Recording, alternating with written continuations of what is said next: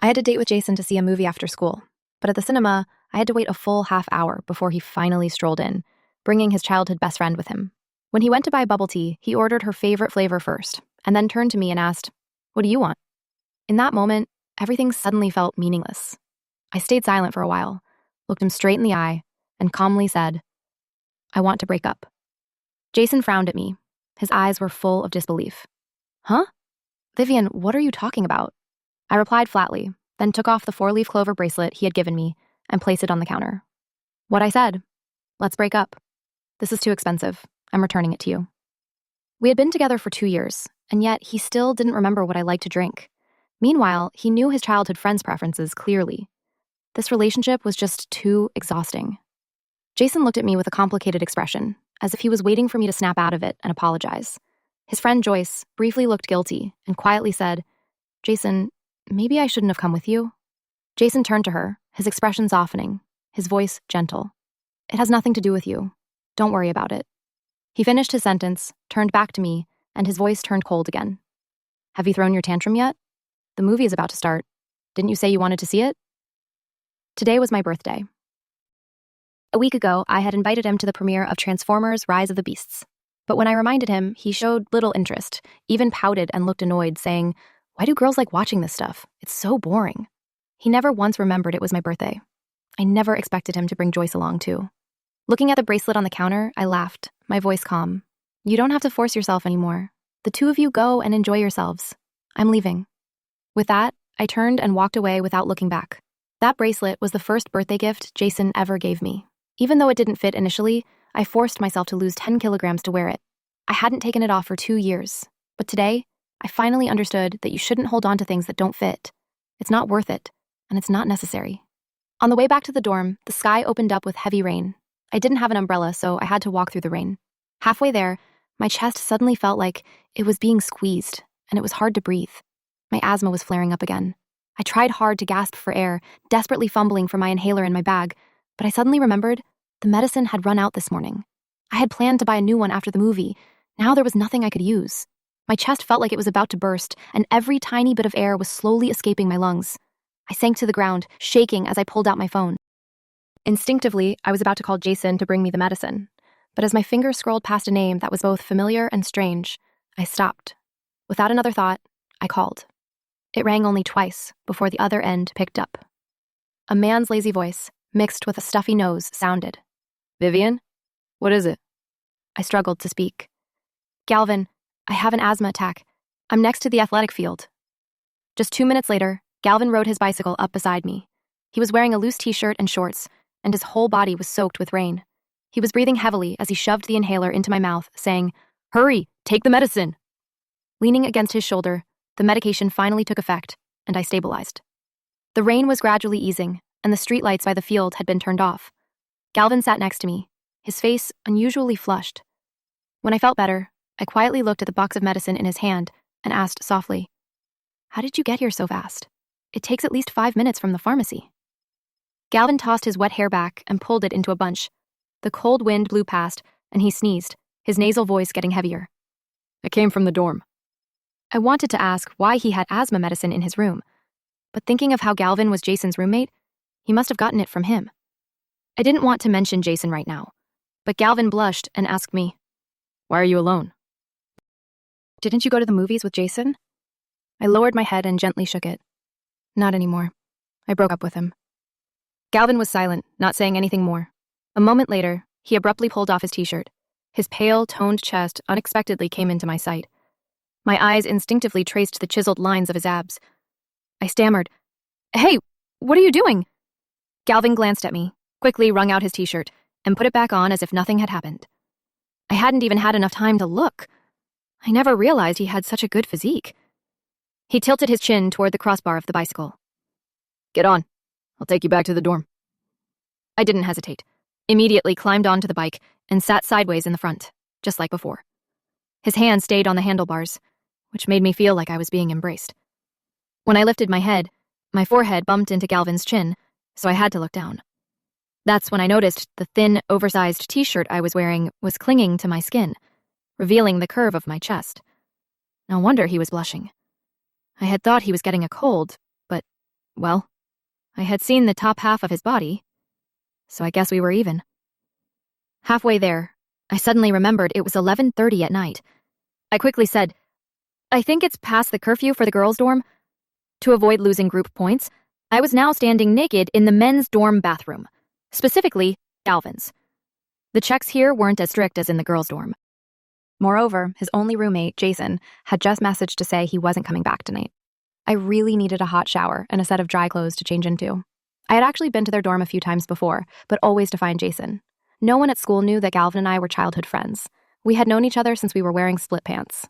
In 8th grade, he rode his old racing bike to take me to school every day. Later, his family's business took off, and they moved to another city. We also entered adolescence, a time when the minds of young men and women were confused, drawn in by all sorts of new things. I gradually forgot about him. It wasn't until I entered university and learned he was Jason's roommate that I messaged him again. Let's pretend we don't know each other. I'm afraid you'll tell Jason all the embarrassing stories from our childhood. The other end was silent for so long that I thought the number had been abandoned. But then he messaged back. You like him? I thought, does he even need to ask? Jason was handsome, came from a good family, and was smart. Who wouldn't like him? Besides, he was pursuing me at the time, and his feelings were very clear. I wasn't a very firm person. I was sure I would agree after a little more time. So I messaged Galvin back. Yeah, now you know, so keep it to yourself. Since then, Galvin kept his word and pretended we had never met. When Jason introduced me, he didn't reply, just nodded, put on his headphones, and continued his game, occasionally throwing out a few curses in English. It was exam season then. Jason and I stayed up all night studying our course outlines, while Galvin just kept his head down and played games. I wondered and asked Jason, is he not studying for the exam? Jason chuckled and replied, he's a genius. He's not like us. I suddenly remembered. I had never seen Galvin study when we were kids, yet he was always the second in the school, right after me. It was much later that I understood there were really people who could get perfect scores without studying. They played games every day, but still won all sorts of academic awards. So, did he intentionally score lower than me back then? I was now wearing his mint-scented, long-sleeved sports outfit. I stepped out of the bathroom. Galvin was still sitting motionless in his gaming chair, reading a comic. I only took a few steps before the oversized slippers almost made me trip, stumbling forward a few steps. Before I could regain my balance, he threw the comic aside, rushed over to steady me, and didn't forget to mutter, you can fall on a flat floor. No one can do it like you. I was about to look up to argue, but caught sight of his fiery red ears. Suddenly, I felt playful and teased. Then carry me to the chair. Galvin immediately froze, clearly not expecting me to say that. Then he put his hands under my armpits, lifted me, and tossed me straight onto the chair he had just been sitting in. After that, Galvin turned his back, flopped onto Jason's bed, covered his face with a comic book, and didn't even glance at me. I sat at his desk and looked for a hairdryer when I inadvertently saw a brand new inhaler of budesonide, exactly like the one he brought earlier, on the shelf. It turned out he always kept the medicine I used ready. Just like in the old days, he always had medicine for me at his house. I smiled, deliberately drawing out my voice as I called, Baby, where's the hairdryer? Help me dry my hair. I used to call him that, mostly to annoy him. In middle school, every time I called him that at school, his face could stretch out long enough to plow a field. Galvin sighed, threw the comic off his face, looking helpless. He got up, rummaged in a drawer for a hairdryer, threw it over, and said, Dry it yourself. I took it, plugged it in, and handed it back to him, saying, You dry it for me. You've done it before. When I was little, I was too lazy to dry my hair. I just wanted to be free to play games. So I would run to Galvin's house with a soaking wet head and make him dry my hair for me. Now, Galvin obediently took the hairdryer. His long fingers ran through my wet hair, his movements so gentle that they made one want to cry. My mood was very low, but the feeling wasn't exactly because of the breakup with Jason, but because I had just seen Galvin's perfect upper body. Then I thought about how close we used to be, and now we were like strangers. I was the one who initiated the distance, but I still felt upset. I was so foolish back then. My brain must have been on a rock. I closed my eyes, wishing I could go back in time and slap myself. Galvin was standing behind me, just about to turn on the hairdryer, when the phone on the desk rang. I glanced at the screen. It was Jason. Galvin took the phone and stepped aside, said a few words, and then looked toward me. I immediately sat up straight. Jason was asking about me, clearly. I suddenly remembered I hadn't checked my phone in a while, so I dug it out of my bag, opened it, and was startled. Jason had called more than 10 times, and the messages were flooding in. One of them read, Today's your birthday, right? I'm coming over now. Let's celebrate together. Suddenly, the ceiling light went out. Darkness enveloped the room. The faint moonlight filtered through the curtain slit, spreading a silvery streak of light on the floor. At the end of that light, a small candle silently burned. Galvin stood in front of the window, holding a birthday cake. In the dim candlelight, his breathtakingly handsome face became indescribably gentle. Galvin spoke softly. Vivian, happy 20th birthday. The phone vibrated again. Jason was still calling, but I had already silently said my goodbye to him in my heart and placed the phone aside. I stood up, walked over, and wrapped my arms around Galvin's waist. He was holding the cake high above his head, so his hands weren't free to push me away. He could only stiffen up. His breathing quickened, warm against my earlobe. Vivian, let go. I hugged him tighter, resting my head on his solid, warm chest, listening to his frantic heartbeat, pretending not to hear. I looked up and softly asked, "Answer me first. Have you ever missed me?" Galvin sighed. His face was against the light, so I couldn't see his expression clearly. I only heard him reply, "Why would I miss you? Didn't you come to the dorm every other day looking for Jason?" I pouted and replied, "That's not the same. Hurry up and answer. Have you ever missed me?" As I spoke, my arms loosened a bit, and the space between our bodies widened. Galvin panicked. He didn't care that the cake might fall, immediately released one hand, squeezed me, pulled me close to his chest, and replied, "I missed you." Then he immediately turned his face away, not daring to look at me. The moonlight shone and cast a layer of silver light on Galvin's cheekbones. He was so beautiful that it made me want to rush over and take a bite. I asked again, "Is that medicine bottle on the shelf for me?" Galvin gave a firm nod. I asked, "Why didn't I see it when I came to the dorm before?" At this, he frowned, and the corners of his mouth tightened. "You weren't here to see me. Besides, you told me to pretend we didn't know each other. Why would I take the medicine out?" I looked into his eyes and said seriously, "I was wrong. I shouldn't have told you to pretend we didn't know each other." He didn't say anything, but his hand on my waist didn't let go. That hand, through a thin layer of clothing, gently rubbed the soft flesh on my side. The feeling was actually quite pleasant. I chuckled and asked, "What are you doing with your hand?" Galvin immediately withdrew his hand as if he had been electrocuted and said, "Sorry." I took his hand, put it back in the original position, and said, "But I like it. Keep going." The air in the room suddenly grew hot, as if a tiny spark could set it ablaze. But at that exact moment, footsteps came from outside. A second later, the door was knocked on rapidly. Jason was back. Didn't he say he wasn't coming back tonight? And wasn't he with Joyce today? Previously, whenever Joyce came over, Jason would take her home. Why was he suddenly back at school today? I was now hugging Galvin, dressed from head to toe in his clothes. Although I had nothing to explain to Jason, I didn't want this to be rumored and affect Galvin. So I quickly climbed onto Galvin's bed and pulled the blanket over my head. Then I lightly kicked him and said, "I'm hiding. Go open the door." Galvin set the cake down, slowly walked over, and opened the door. Jason barged in, muttering, "Why did it take you so long to open the door? Were you doing something shady? Hiding a girl?" As soon as he finished speaking, he saw the cake on the desk and asked in surprise, "There's a cake? Whose birthday is it?" Galvin leaned against the side of the bed, his voice still lazy. "My girlfriend's birthday." Jason asked in surprise, "Your girlfriend has the same birthday as Vivian? Oh, wow. That's awkward for me. I was worried about you bringing someone back, and I even thought you might like guys. Maybe even me. Well, this is a relief." Just as he finished the sentence, I felt a gaze sweep over the blanket and land right on me. I rolled my eyes under the covers. When will this idiot stop being so narcissistic? Does he think everyone has to like him? Galvin didn't bother to reply, only asked indifferently, "Didn't you say you weren't coming back tonight?" Jason immediately snapped. "It's that Vivian girl's fault. She suddenly went crazy before the movie and demanded a breakup. Now I can't reach her no matter how many times I call. It's so annoying." Galvin asked, "So you didn't go with your childhood friend?"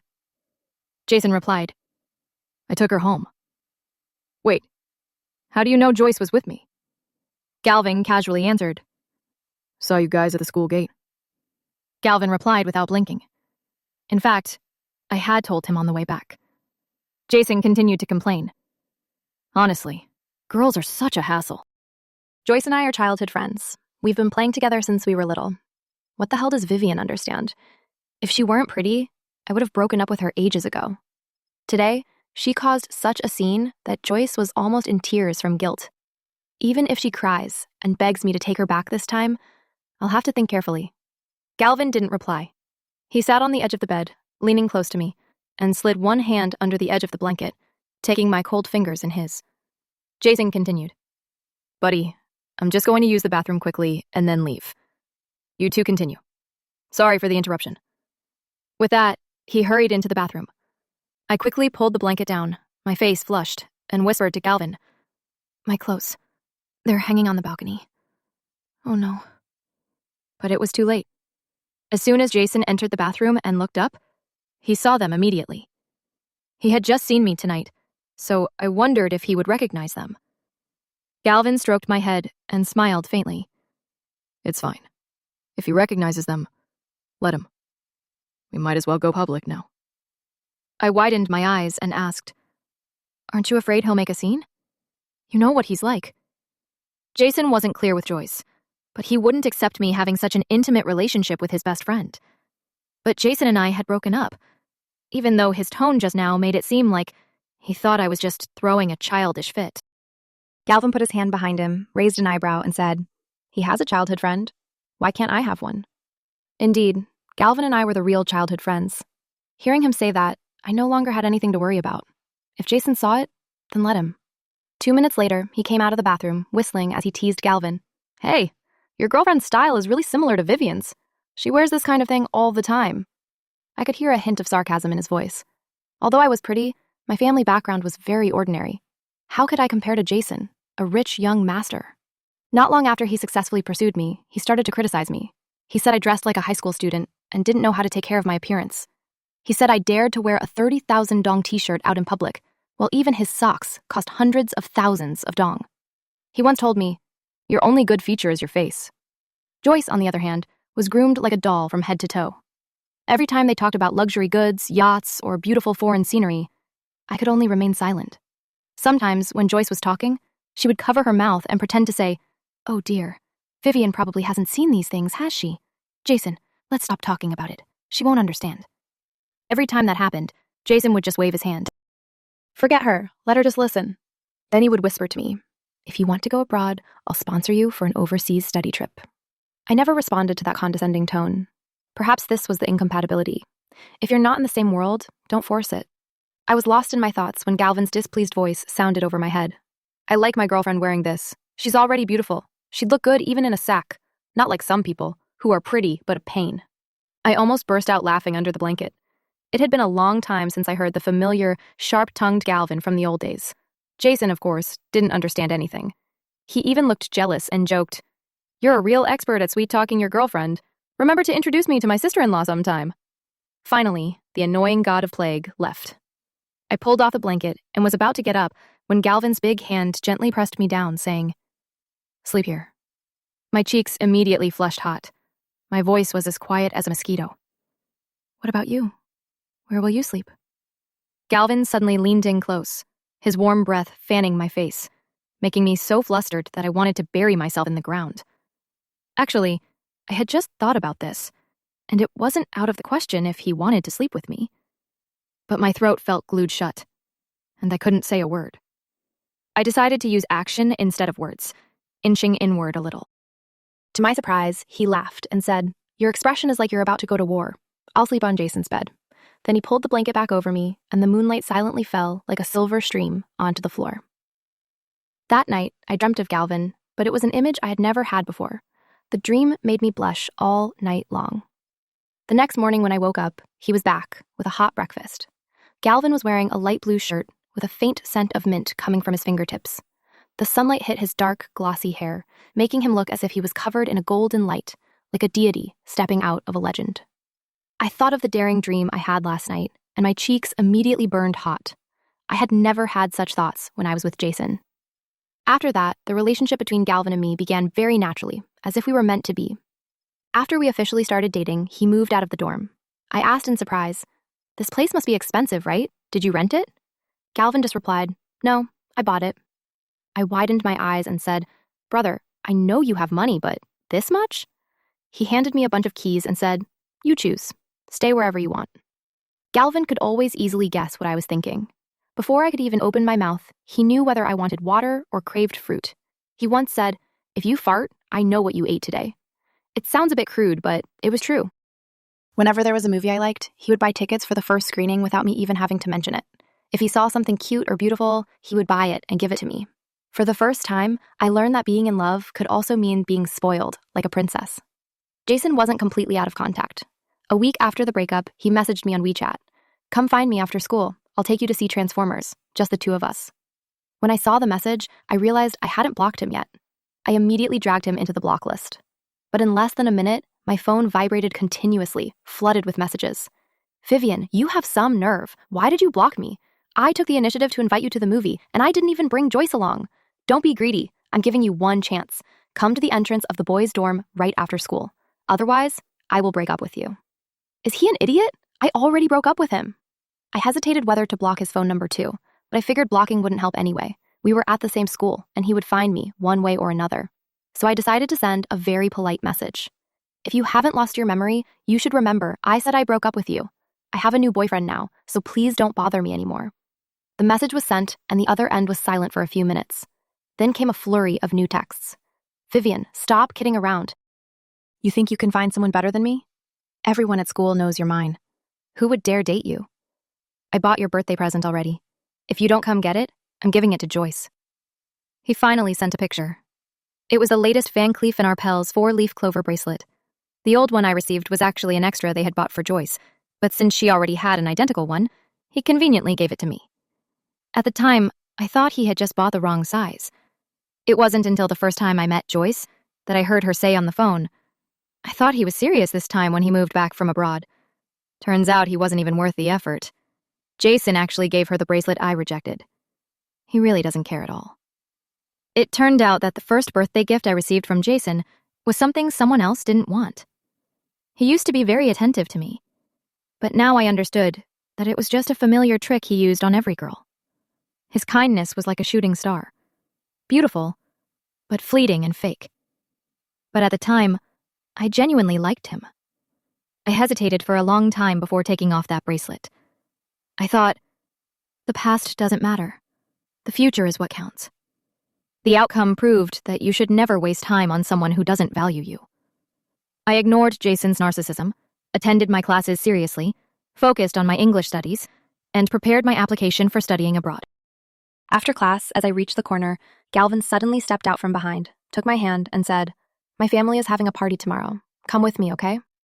Seeing my blank expression, he gently squeezed my hand and said, "My parents, you've met them before." I thought for a moment. His parents were indeed very friendly. When we were neighbors, they always treated me like their own daughter. Although it had been a long time since I saw them, they were still familiar people. Compared to the 2 years with Jason, where he never once invited me home, Galvin was rushing to introduce me to his parents after only a week of dating. Whether it's love or not, it was really clear. I nodded, tightening my fingers around his hand. His hands were long, clearly structured, and warm, which made me feel safe. Galvin's phone rang. He looked at the screen, glanced at me, answered, and put it on speaker. "Bro, where are you? Want to go for a drink? You're busy. Got a girlfriend and you forget your friends, huh? You even moved out of the dorm, making it hard to meet up now. Let me borrow you from your girlfriend for one night. I'm heartbroken." Galvin replied proudly. His tone was lazy, but his posture was straight, clearly full of pride as he said, "No can do. My girlfriend won't let me." Jason started to grumble. "You know what?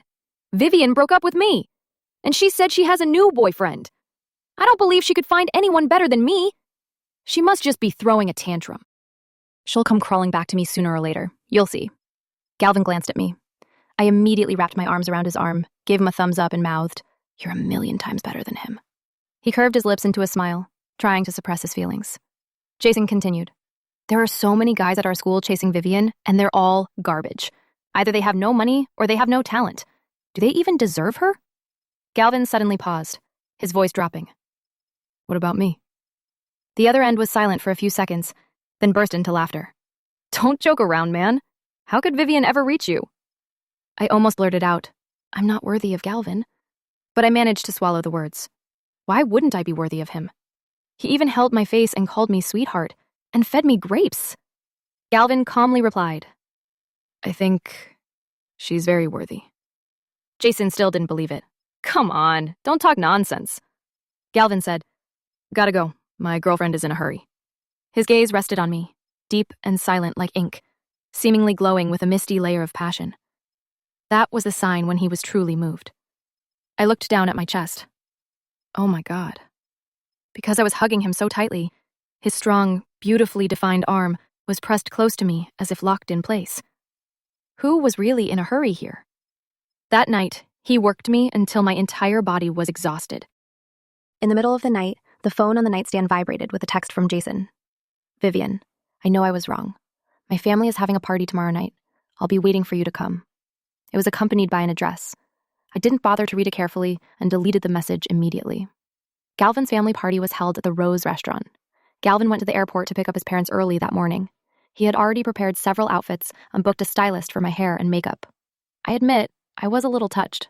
Tell me, what girl doesn't like to be beautiful and dazzling? If they have the means, everyone wants a better life. Thanks to Galvin, this was the first time I was pampered from head to toe by someone else. It felt a little strange, but also very exciting. Just like those scenes in the idol dramas I loved as a kid. After 2 hours of getting ready, I was finally released. I have to say, Galvin's aesthetic taste was truly superb. The outfit he prepared suited my usual style, yet stood out. A Miami jacket paired with a short skirt looked both youthful and radiant. When it was time for the meal, I called a cab to the Rose restaurant. As soon as I stepped out of the car, the first person I saw was the one I least wanted to meet, Joyce.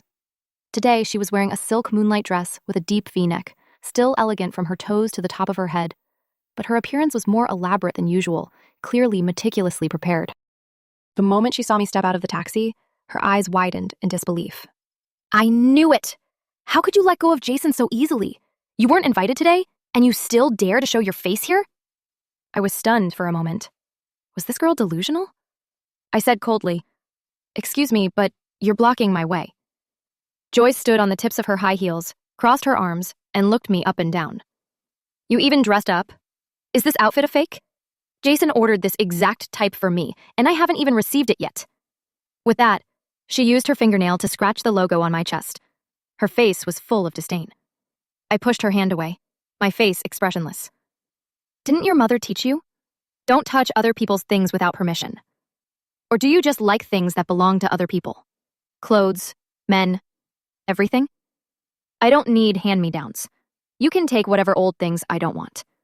But not this outfit. This was given to me by my new boyfriend, and I love it." Joyce's face turned bright red with anger. She screamed, "Don't you look at yourself! Who the hell do you think you are? Jason only found you interesting for a little while, but now he's completely sick of you." I curled my lips and glanced behind her. "Oh, really? But his face doesn't look like he's sick of me." Joyce spun around abruptly. She instantly met Jason's icy gaze and stammered, "Jason, I didn't invite her because I was afraid you'd be angry if you saw her." Jason frowned and said, "Joyce, I didn't expect you to say such things." Joyce sobbed, "I didn't mean it. I'm just worried about you. You drank a lot yesterday. I was even more heartbroken than you." So they were together yesterday. "Yep. After texting me, 'I want to celebrate your birthday with you,' he went drinking with Joyce. A tired script that never runs out of actors." I stood to the side, watching the show. Since Galvin hadn't arrived yet, I considered it temporary entertainment. Jason didn't even glance at Joyce, but walked straight toward me, his eyes softening. "Vivian, you look beautiful today. You came, so that means you agree to get back together with me, right? Joyce didn't mean what she said. Don't hold it against her. Let's go inside. My parents are waiting." He reached out to pull me, but I quickly took 2 steps back to avoid him. It was then that I realized why they were here. Jason's family party was also booked at this restaurant. Joyce gritted her teeth. Her eyes were full of jealousy and malice as she looked at me. I just smiled, then cleared my throat. "Do you not understand human language? We've broken up. I'm here today, but not for your family party." Jason wasn't flustered at all. He still smiled faintly and said, Still playing hard to get. Then why are you here? Don't tell me you're here to eat. Jason's tone was still as arrogant as before. He and Joyce were actually not much different. Joyce openly looked down on me, and he, deep down, also thought I wasn't on the same level as him. From the very beginning, Jason treated me like a display item. I just had to be obedient, compliant, not interfere with his life, and certainly not have my own opinions. Talking to someone like that was a waste of breath. I turned away, ignoring him, and pulled out my phone to text Galvin. Are you here yet? Just then, a pair of large hands suddenly grabbed me from behind. I immediately struggled to get away. Before I could turn around and slap the person behind me, someone else struck first. Galvin suddenly appeared and landed a punch right on Jason's face. Jason was dazed, bowing his head and frozen in place. Galvin's voice was cold. He pulled me behind him to shield me and said, "What do you think you're doing to my girlfriend?" Blood was trickling from the corner of Jason's mouth, showing how hard Galvin had hit him. He looked up, saw my hand tightly holding Galvin's, and his eyes gradually widened. "She is your girlfriend? Galvin, are you kidding me?" Then Jason turned to me and shouted angrily, "Vivian, stop dreaming! What kind of family does Galvin come from? Can you even reach him? Just come back to me and I'll let this slide." I raised an eyebrow. What kind of status does Galvin have that makes him out of my reach? He just has a bit of money. We grew up wearing split pants together. I stood on my tiptoes slightly and whispered into Galvin's ear. "Sweetheart, he says I can't reach you. What do you think?" Galvin's face darkened even more, his eyes almost spitting fire at Jason. He gritted his teeth and said, "If she's willing to reach, I'd willingly stand still and let her climb." As soon as he finished speaking, Joyce immediately wailed as if a nerve had been hit. "Vivian, you dare to seduce the crown prince of the jewelry world too? You shameless thing." The crown prince of the jewelry world? I was startled. What? Galvin is the crown prince of the jewelry world? Well then, I must hold on to this big tree tightly. Joyce looked like she wanted to eat me alive, which scared me a little. I clung to Galvin's arm, pouted, and complained. "Sweetheart, she said the outfit you gave me is fake." There are times when people can only laugh because they don't know what else to say, and Galvin was that type. He chuckled softly, which immediately silenced Joyce. Jason stood there, dumbfounded, muttering, "No way. His family won't accept the two of you. Vivian, he can't give you a future. I can. I'll break up with Joyce. I'll take you to meet my parents right now." His eyes were full of pleading, the corners turning red. Just then, a Rolls-Royce pulled up to the curb. A middle-aged couple stepped out of the car, and I recognized them with just a glance. Galvin's mother walked over, affectionately pulled my hand, and stroked my head. "Vivian, my silly son finally managed to pursue you. Your uncle and I are so happy." Jason's eyes were blank as he looked at us, as if his entire world had just collapsed. He couldn't accept the reality and angrily asked me, "Vivian, did you latch onto Galvin early on, dating both of us at the same time?" I sneered and replied, "You have to be responsible for what you say. Galvin and I are childhood friends. We grew up wearing split pants together. Didn't you say that exact sentence yourself? Now I'm returning it to you, intact." After that incident, I never saw Jason at school again. Galvin also said he didn't know where he went. Some people said he was burying himself in bars every night, while others said he had gone abroad to mourn. But either way, it had nothing to do with me. In my 3rd year of university, I was busy with classes, internships, and preparing for the IELTS. Sometimes, I even neglected Galvin a little. One day, he was working out at home, pacing back and forth in front of me while lifting weights. I put down my pen, frowned, and said, "You're distracting me." Galvin immediately grinned, sat down beside me, and said, "I'm attractive enough to distract you? You're not planning to cut ties with everyone back home after you go study abroad, are you?" I pretended to think, which made him panic. "Vivian, let me tell you, don't even dream about it. I'll follow you when you study abroad. The world will end if the two of us separate." Then he got up and continued lifting weights, muttering, "Didn't you used to be obsessed with my muscles? Now you don't even glance at them." I held my stomach and laughed, watching his retreating figure. At graduation, I ran into Jason again. Because of his continuous absences and missed exams, he had been expelled from school since the 2nd semester of his 3rd year. I heard Jason's parents had arranged for him to go abroad. At that moment, he stood in front of me, looking haggard and depressed. He had dark circles under his eyes, and he had clearly gained weight. He asked, "Vivian, you look very happy. Is he treating you well? I smiled and replied, thanks to you. The air suddenly went quiet. I had effectively shut down the conversation. Jason's eyes darkened, and the corners started to turn red. Jason choked up and asked me, Vivian, where are you planning to study abroad? If I go with you, will the two of us still have a chance? I was slightly taken aback. I didn't expect that after so long, he still hadn't forgotten me. I calmly replied, I'm sorry, I plan to go with my fiancé. His eyes were bloodshot, and it looked like one more word would make him break down. But I still said, if you have any self-respect left, I hope you stop bothering me. His voice was trembling, tears glistening in the corners of his eyes. I can't forget you. I've tried, but I can't. I just replied softly, that's your problem. It has nothing to do with me.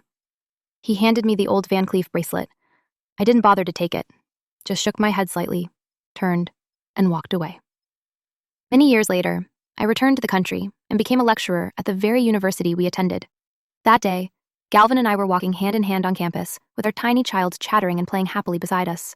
Suddenly, the alumni group chat, which had been silent for a long time, popped up with a message. Did everyone hear? Our classmate Jason passed away in England from an overdose. The group chat immediately became a flurry of discussion, with all sorts of speculation.